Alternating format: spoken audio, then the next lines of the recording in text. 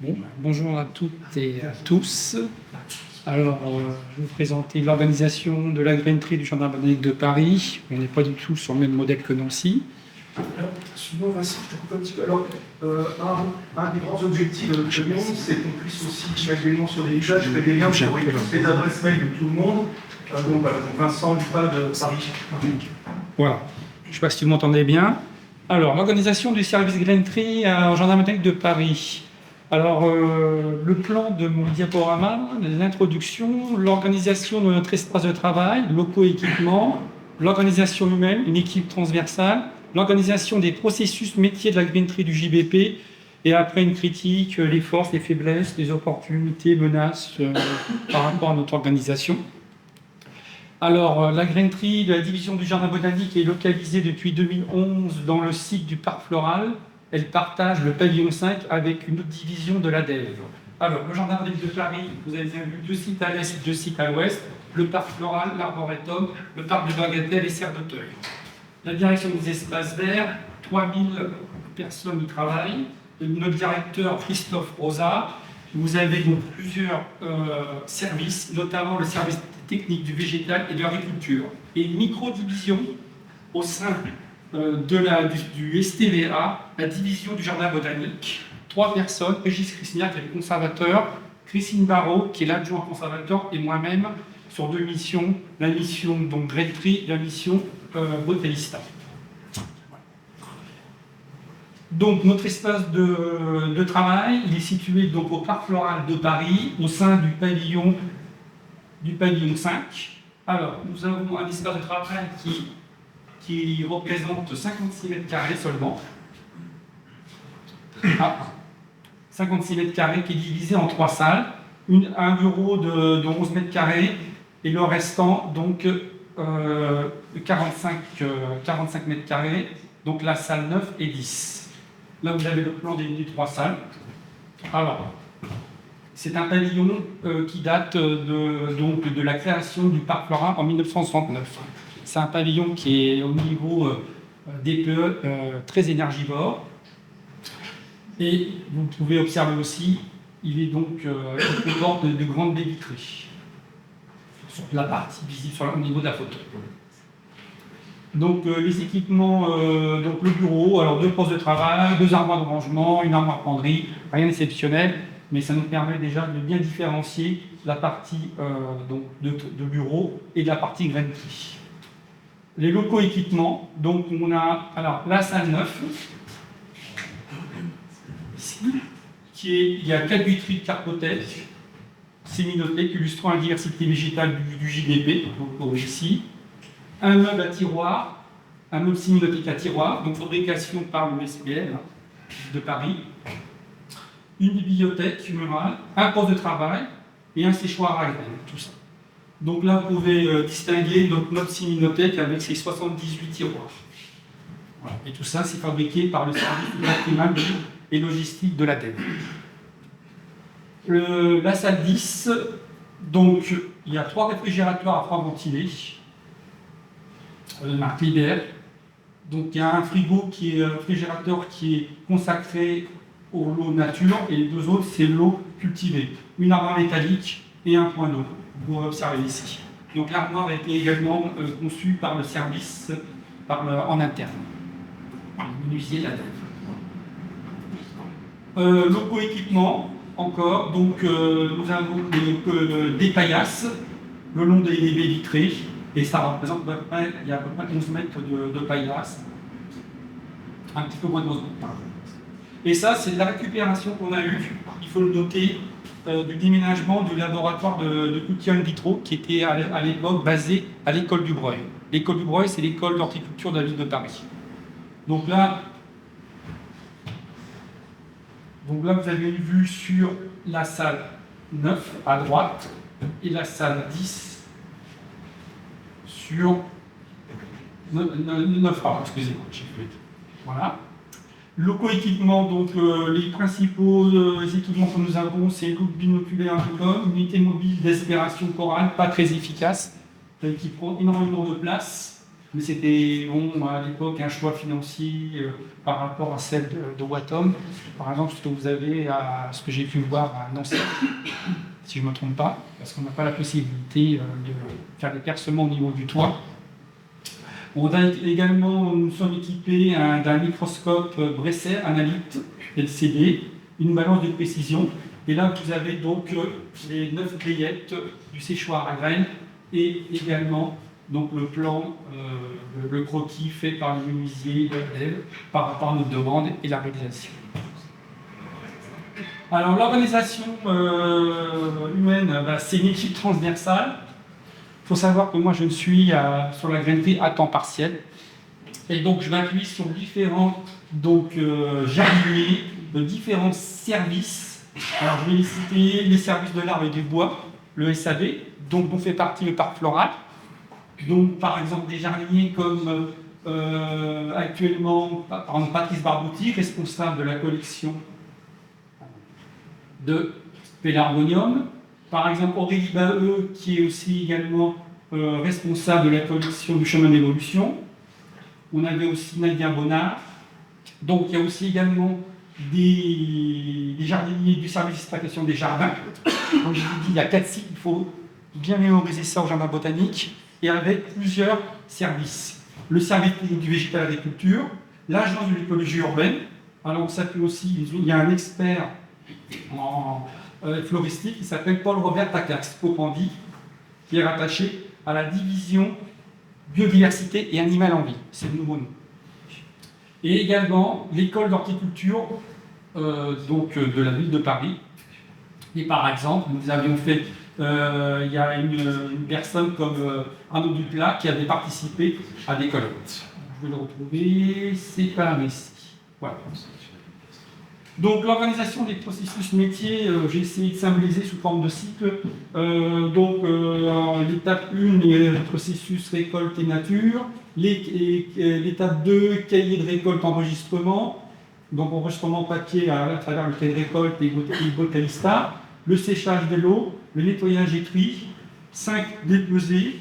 6, les conditionnements. 7, l'inventaire annuel, très important. 8, l'édition index minimum. 9, les distributions. Alors, aussi en parallèle, les commandes externes que nous recevons à partir des index minimums que nous recevons, donc qui peuvent être soit, pour certains, conditionnés au froid, soit utilisés directement pour les multiplications. Alors, un exemple d'un site que nous avons herborisé en 2025, c'est un site de Paris, Ville-Mer, et c'est sur une prairie hygrophile. Et ça, c'est un périmètre appartenant à la régie municipale Hauts-de-Paris. Voilà. Donc, nos processus métiers, alors j'ai essayé de formaliser, donc par rapport au cycle, nos processus métiers. Donc, la récolte numéro 1, récolte de semences, à travers des prérequis, le matériel, les étapes du processus métier et les consignes de travail. Alors, les processus métiers, c'est pour repérer les stations, collecter, rédiger des comptes rendus, redéterminer la grainerie, certains taxons difficiles d'identification douteuse. Le prérequis, qui est commun à l'ensemble des jardins botaniques, le choix pour la nature, un choix de la thématique de collecte, les recherches bibliographiques, les demandes d'autorisation, le demande d'autorisation de prélèvement de matériel végétal, très important, puisque là, toute collecte doit être légale. Également, les plannings de collecte, voir la disponibilité des contributeurs et des contributrices, du véhicule de service, les ordres de mission collectives permanentes, les éditions, alors ça c'était une nouveauté en 2025, l'édition d'étiquettes de collecte, avec mention du nom latin, des champs, date, lieu et collecteur, et le matériel. Alors, après ça, c'était en jardin. Alors, j'ai voulu différencier pour simplement mettre un point important en avant, c'est vérifier les consignes, au niveau des consignes de travail, parce que nous avons une collection de plantes régionales au chemin d'évolution francilienne, et ça c'est important de vérifier les éventuelles hybridations avant les collectes. Sinon, il n'y a pas toujours le même principe, prérequis, inventaire physique, et redéterminer certaines actions, le cas échéant. Après, donc, l'étape enregistrement, cahier de récolte. Donc là, vous avez effectivement la salle 10 avec donc des lots de semences qui sont conservés dans des caisses bien différenciées avec un label bien spécifique, c'est-à-dire les lots nature, les lots jardin. Dans les lots jardin, vous avez les lots pour le chemin de l'évolution et les lots pour le jardin alpin. Cahier de récolte, comme vous pouvez voir, donc il y a un numéro d'ordre de 1 à X, et avec une colonne spécimen cultivé, nom du taxon, le lieu de collecte, la date de collecte, le collecteur, la date d'arrivée en grainnerie et les observations éventuelles. Alors pareil, processus métier, donc caisse bicolore, plastique identifié par une signalétique différenciée, édition des 2 télé récolte, tout ça. Matériel, caisse bicolore plastique.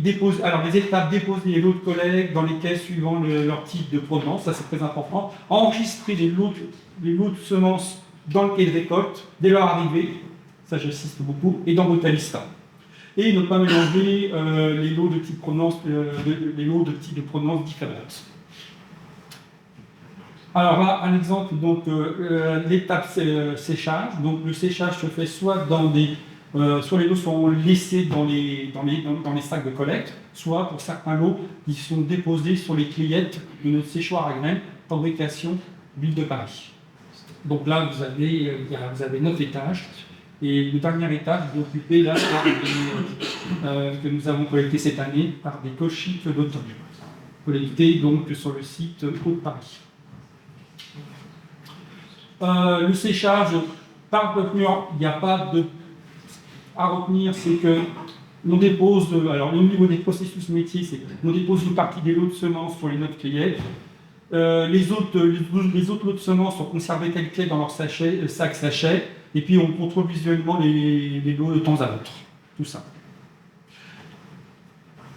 Et puis au niveau des consignes de travail, c'est de répartir au niveau du séchoir à graines les lots de semences de manière la plus uniforme possible. Et puis surtout, également, ça c'est la difficulté, c'est de manipuler les clayettes avec l'aide de 2 personnes pour les clayettes situées en partie haute. Parce que j'ai déjà fait l'expérience, le cas est quand même assez long à manipuler tout seul. Les risques de chute, voilà. Ça, c'est des photos prises à travers le microscope LCD Bresser sur les plantes régionales, et également une collecte de plantes sur le jardin alpin. Donc, le nettoyage-tri, alors, le nettoyage-tri, ça nécessite d'abord, alors ça c'est une nouveauté, d'éditer les étiquettes et d'autres semences, de préparer les 2 postes de travail de nettoyage, également bien identifier les caisses, caisse bicolore avec signalétique. Le matériel, donc, vous pouvez lire, unité mobile d'aspiration, grande enveloppe pour l'opération de vannage. Alors les étapes, c'est nettoyer et trier, l'examiner les lots de semences, photographier les lots de semences avec le microscope Bresser, vérifier la bonne identification du taxon à partir d'ouvrages de référence ou à partir d'un séminothèque qui est peu fourni chez nous. Ensacher les lots, coller les étiquettes et renseigner la date et le nom du nettoyeur sur le dos du sachet. Ce qui est important aussi comme consigne de travail, c'est de vérifier l'état de propreté du tamis, vérifier aussi le bon fonctionnement de l'unité mobile d'aspiration et inspecter minutieusement le lot de semences et éliminer les semences attaquées par les insectes ou moisissures. On ne fait pas de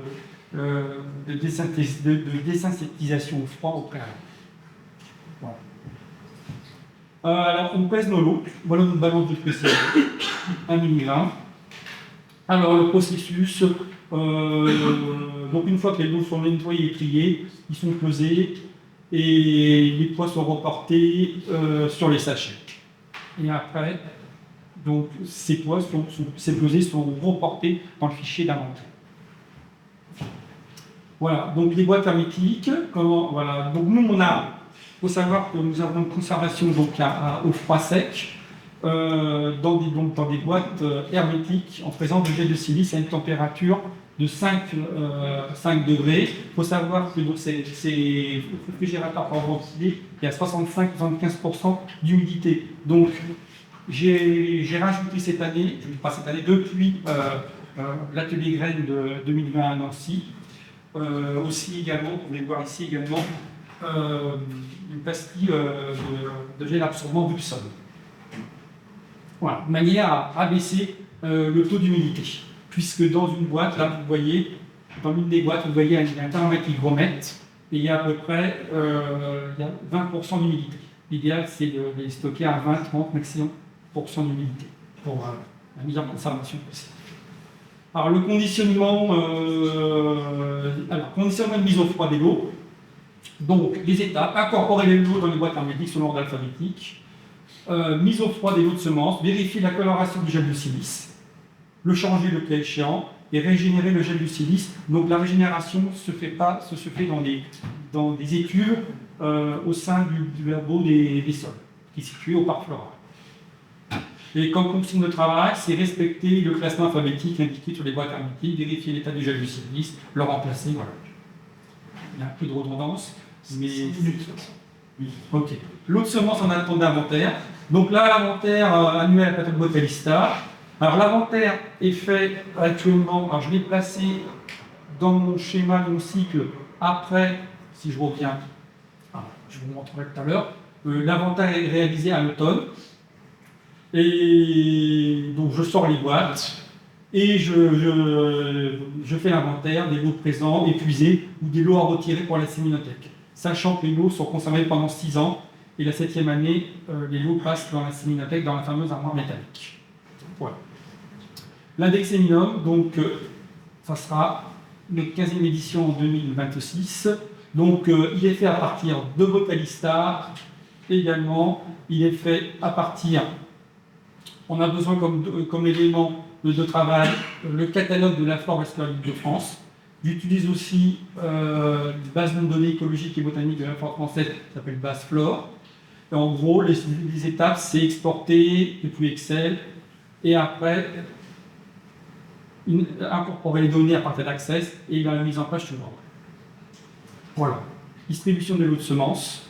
Donc là, contrairement à Nancy, nous avons un tout petit bout de sachets, à peu près 300 lots pour l'année 2025. Alors le prérequis, pour les distributions, convention de transfert de matériel, signé par le demandeur. Il faut le matériel des sachets papier, étiquette, à poudre. Alors après les étapes, prélever les lots de semences, traiter la commande, éditer les données passeport. Là, juste une petite photo des plantes à l'époque produites pour le chemin d'évolution. Ça, c'est les processus de déstockage. Je passe rapidement. Et je finirai par les forces et faiblesses. Alors, les forces, il y a une diversité des contributeurs. On a quand même une production de l'index minimum continue depuis 2012. Pardon. La faiblesse, c'est que mon temps de travail est partiel, environ 50%. Je suis face à des problématiques des disponibilités variables des contributeurs et des contributrices. Je regrette de ne pas avoir d'adjoint, d'un poste d'adjoint au responsable de la granterie. Le management transversal, et je trouve que le bâtiment est peu adapté à l'accueil d'une granterie. Surtout, par exemple, pour les pesées, on a un sol qui repose sur des plots et ça vibre, par exemple, malgré la table. Voilà. Et les opportunités, c'est d'améliorer notre organisation savoir-faire grâce aux échanges entre les granteries. Et puis les menaces, c'est que le fonctionnement de la granterie repose sur mon savoir-faire et mon organisation. Voilà.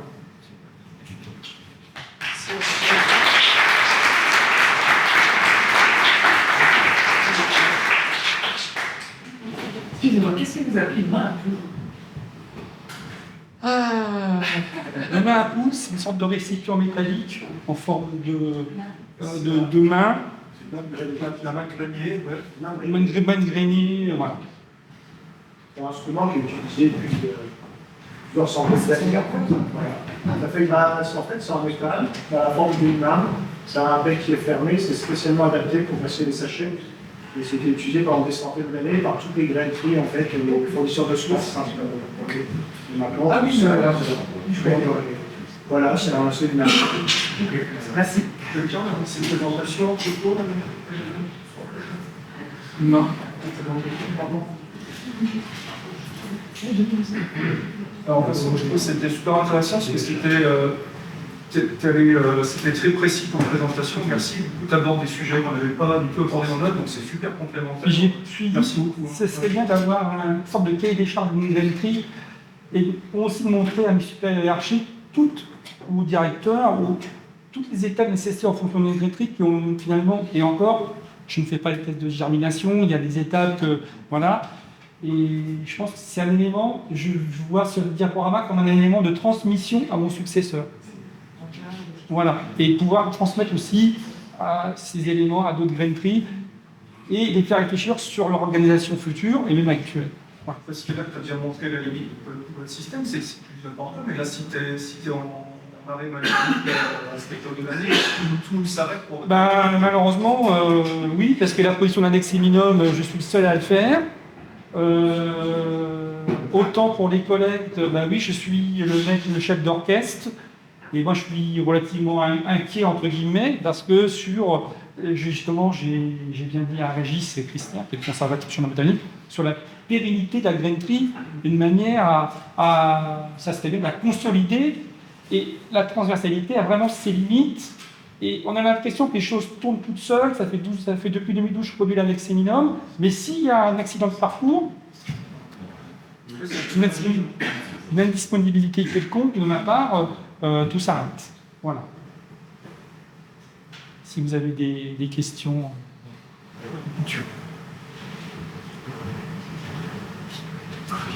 C'est quoi votre température de stockage à la réfrigérateur? 5 degrés. 5 degrés dans les boîtes hermétiques, et puis en plan de gel de silice, l'idéal c'est 20, comme je disais tout à l'heure, 20-30%. Et garder combien de temps? Alors 6 ans. 6 ans, et puis après cette même année, je l'ai mis à la Séminothèque. Voilà, après c'est un choix que j'ai fait personnellement. Je sais que les jardins botaniques préfèrent, en tout cas au niveau des distributions, des lots nature et des lots nature récents. Voilà. Alors, il y a beaucoup de choses, je me pose beaucoup de questions sur le fonctionnement, c'est pour ça que j'ai voulu au mieux de formaliser mon intervention, et ça m'a servi vraiment de colonne vertébrale de réflexion pour le fonctionnement de la grainerie. Oui.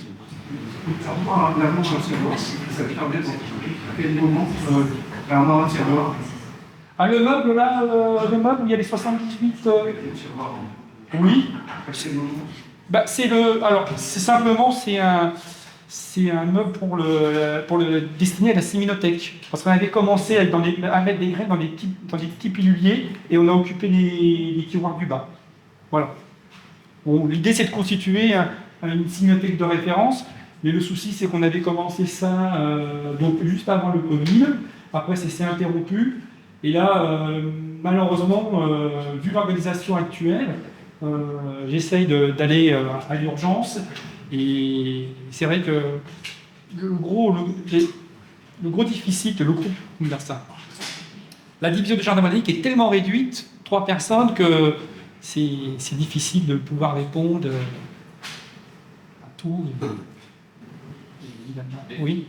J'ai eu des tests de germination. Alors les tests de germination, on en a fait dans le cas une fois du label végétal local. Sinon les tests de germination, c'est les cultures en pépinière. Par exemple, il faut que je demande, cette année, on a j'ai eu des demandes de lots de semences pour les estivales 2026, produites par le Centre de production horticole de la ville de Paris. Tout ça. Et donc là, je vais leur demander le taux de germination. Mais c'est vrai que c'est quelque chose de très important d'analyser le stock, parce qu'une fois j'avais aussi une conversation avec Nicolas Tissot de la ville de Lyon, qui me disait, donc il vient d'arriver, qui a pris récemment son poste, et l'une de ses premières préoccupations c'était de tester la viabilité, tout ça, etc.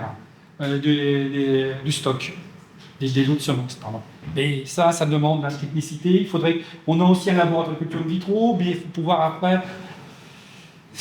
Il y a des pistes, mais après, tout ça, il faut pouvoir suivre. Et le principal objectif, comme disait Régis, c'est de produire un index séminum, d'assurer nos collègues au mieux.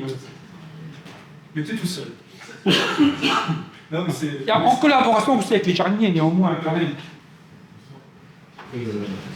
Une question un peu technique, ton style déjà, tu le renouvelles tous les combien d'années? Est-ce que tu vois une augmentation de l'hygrométrie quand tu ne pas suffisamment souvent?